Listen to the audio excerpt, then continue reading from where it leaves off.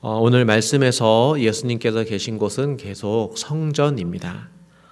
초막절에 예루살렘에 올라오신 후에 성전에서 가르치시다가 음행 중에 잡힌 여인을 살려주십니다.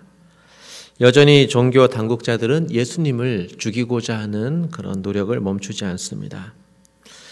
사람들이 예수님을 보고 그리스도다라는 이런 소리를 듣고 싶지 않은 것이죠. 이번 기회에 절기를 지키러 온 많은 유대인들이 보는 앞에서 당국자들은 예수님을 잡아들일 증거를 만들기 위해 힘쓰고 있습니다. 어떻게든 꼬투리를 잡아서 예수님을 잡아들이고자 합니다. 그 가운데 예수님이 이렇게 말씀하십니다. 나는 세상의 빛이니 나를 따르는 자는 어둠에 다니지 않고 생명의 빛을 얻으리라. 초막절 기간 동안에 성전 전체와 그 지역을 밝은 빛으로 비추어 놓았습니다. 마지막 날에 빛이 비춰지고 어둠이 사라질 것이다 라는 이런 예언자들의 약속을 기다리면서 빛을 밝히 비춰두었습니다.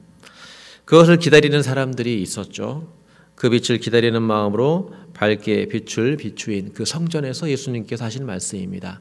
내가 세상의 빛이다. 내가 세상의 빛이다.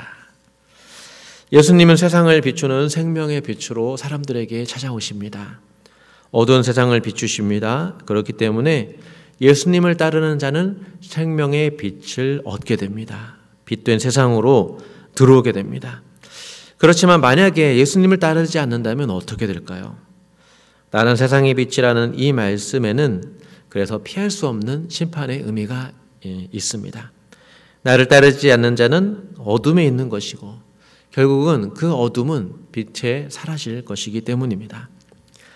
바리새인들은 당장 예수님이 세상의 빛이라는 이 주장을 참되지 않다 이렇게 반박합니다. 검증해보자라고 합니다. 스스로 빛이라고 말하는 것은 이거는 참되지 않다. 율법과 상식으로 봤을 때 그래도 참과 거짓을 판단할 때는 증인들이 있어야 합니다. 그래도 두세 사람이 있어야 됩니다. 이게 세상의 원리이죠. 그렇지만 나는 세상의 빛이다라는 이 예수님의 주장을 사실은 세상이 어떻게 증명할 수 있을까요? 이것을 증명할 수 있는 증인이 있을 수 있을까요? 생명의 빛, 그 빛은 그저 빛을 비춤으로써 증명될 뿐입니다. 어둠에 속한 세상, 인간 경험의 세계에서 바라볼 때 그저 예수님의 외모를 보면서 사람들이 판단할 뿐 그가 하나님이 보내신 세상의 빛이라는 것을 증언할 수가 없습니다. 그래서 사람들의 판단은 이렇습니다. 내가 예수를 아는데 말이야. 예수님은 갈릴리에서 오셨어. 그리고 요셉의 아들이야. 그래서 그는 율법을 제대로 배웠을 리 없지라는 이런 육신의 판단으로 아는 것뿐입니다. 이렇게 세상의 증거로 예수님을 판단하면 사실은 예수님을 제대로 판단할 수 없게 됩니다. 예수님은 자신을 이렇게 증거하십니다. 나는 내가 어디서 오며 어디로 가는 것을 안다. 그러나 너희는 내가 어디서 오며 어디로 가는지를 너희는 알지 못한다. 예수님이 이렇게 말씀합니다. 너희는 단지 육체를 따라 나를 보고 판단하지만 나는 아무도 판단하지 않는다 말씀합니다. 예수님은 하나님이 보내신 아들입니다. 이 사실을 누가 알고 누가 땅에 있는 사람들이 판단할 수 있을까요? 예수님은 자기 스스로 드러낼 뿐입니다. 빛은 그 빛을 어둠 가운데 비출 뿐이죠. 세상은 육체로 예수님을 절대로 판단할 수가 없습니다. 예수님은 율법의 예를 의지하면서 말씀합니다. 그래, 율법을 따라 한번 판단해보자.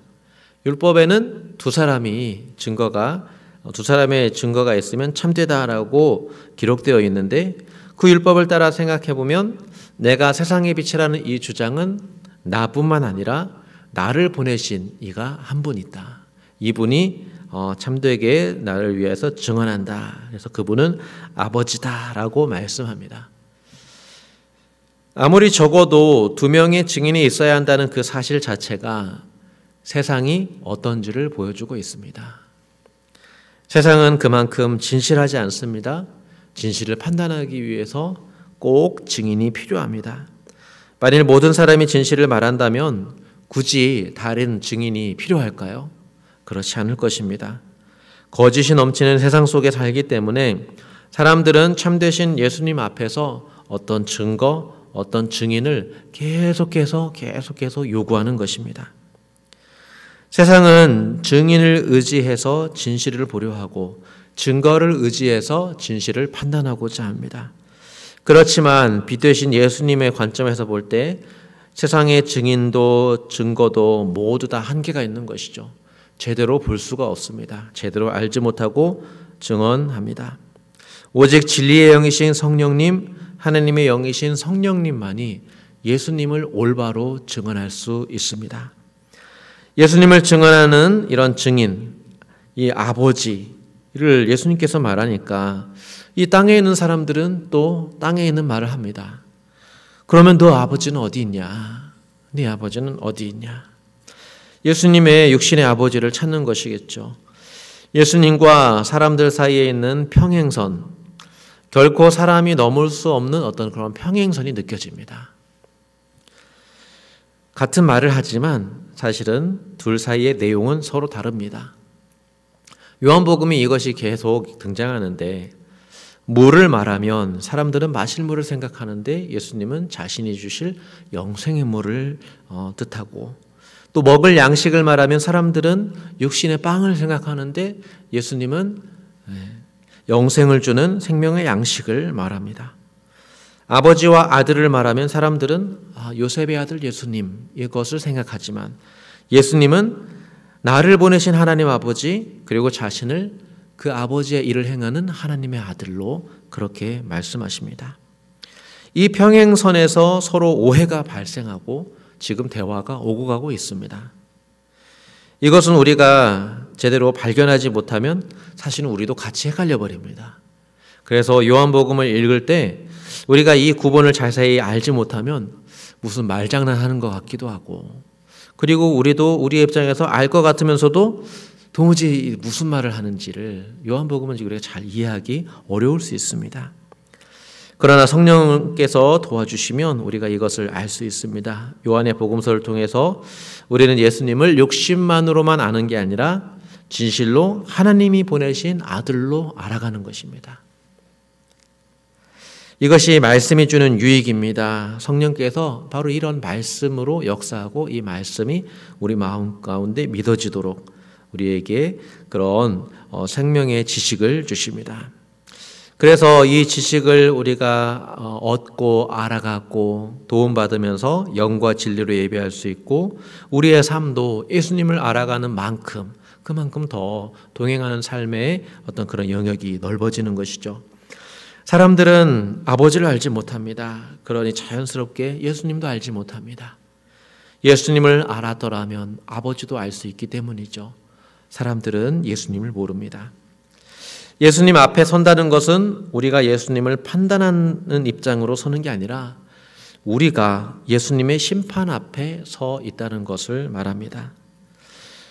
예수님은 세상의 빛입니다. 진실로 하나님 아버지가 보내신 분이라면 세상은 하나님을 검증할 수가 없습니다. 피조물이 창조주 하나님을 어떻게 검증할 수 있겠습니까? 판단할 수도 없습니다. 피조물은 증거를 요구해서도 안 됩니다. 요구한다고 해서 주어지는 하나님의 그런 그 증거를 통해서 도무지 하나님은 알 수 없습니다. 세상은 이 세상의 빛 되신 주님 앞에서 두 가지 선택뿐입니다. 빛으로 나오든지 어둠 속으로 들어가든지, 이것이 심판입니다. 그러나 하나님의 심판은 사람과 다른데요. 사람은 법으로 사람을 판단하고 그 법이 정한 대로 그 판단을 실행합니다. 그래서 옥에 가두고 벌을 주고 자유를 제한하며 또 사형에 처하기도 하죠. 그러나 예수님은 심판하지 않으신다 말씀합니다. 예수님은 누구를 정죄하기 위해서 오신 게 절대 아니다 말씀합니다. 예수님은 구원하러 오셨고 빛으로 오셨습니다. 심판은 단지 빛으로 나오지 않았기 때문에 발생하는 것이죠. 이는 그가 어둠을 더 사랑하기 때문이지 예수님은 그가 그런 심판을 받기 원하시는 게 절대로 아닙니다. 그런 면에서 우리는 하나님이 심판하신다 말하는 것을 우리는 조심해야 됩니다.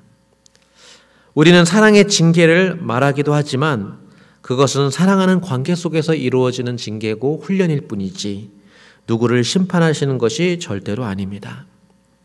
하나님을 모르고 죽어가는 인생에 대해서 우리는 다 알 수 없습니다. 그러나 그들을 보면서 하나님을 모르는 사람이 있기 때문에 심판받았다라고 말해서는 안 됩니다. 우리는 예수님처럼 예수님이 세상을 사랑하신다는 것, 그리고 그 사랑하심이 죄인을 위한 십자가의 그 죽으심에서 나타나셨다는 것, 그리고 누구든지 그를 따라 빛으로 나온다면 구원을 얻는다는 것, 바로 그것을 말하면 됩니다. 그것을 말하는 것이 우리의 사명이죠. 권력을 가진 종교 지도자 바리새인들은 예수님을 거부하고 있습니다. 예수님이 그렇게 만든 게 아닙니다. 예수님은 생명의 물로, 생명의 빛으로, 생명의 양식으로 계속해서 자신을 계시하시면서 누구든지 나를 믿는 자는 영생을 얻으리라 말씀합니다. 주님의 이 계시를 받지 않고 어둠을 사랑했던 종교 지도자들은 모든 것을 밝히 말씀하시는 예수님을 믿지 않았고 믿을 수 없었습니다. 예수님을 통해 보여주시는 하나님의 아버지도 이 사람들은 받아들일 수가 없었습니다. 그들은 하나님을 섬긴다고 하는 지도자였지만, 성경을 잘 안다고 하는 지도자였지만 진실로 하나님을 알지 못하는 무지한 목자들임을 드러냅니다. 예수님이 우리에게 오셨습니다. 그리고 누구든지 빛 가운데 나아가면 생명을 얻는다 말씀합니다. 우리는 이 빛 가운데로 나아가면 됩니다. 이 주님을 받아들이면 됩니다. 그러면 우리는 하나님 아버지를 알게 되고 우리는 그 안에서 기쁨을 얻을 수 있습니다. 다른 길은 없습니다. 사랑하는 성도 여러분, 오늘도 하나님을 아는 백성, 주님을 아는 백성으로 살아갈 때 하나님께서 여러분과 동행하시는 그런 은혜가 함께 하시기를 우리 주님의 이름으로 간절히 축원드립니다. 기도하겠습니다. 살아계신 하나님 아버지, 우리가 세상의 빛으로 오신 하나님의 아들 예수님을 알고 믿게 하시니 감사합니다.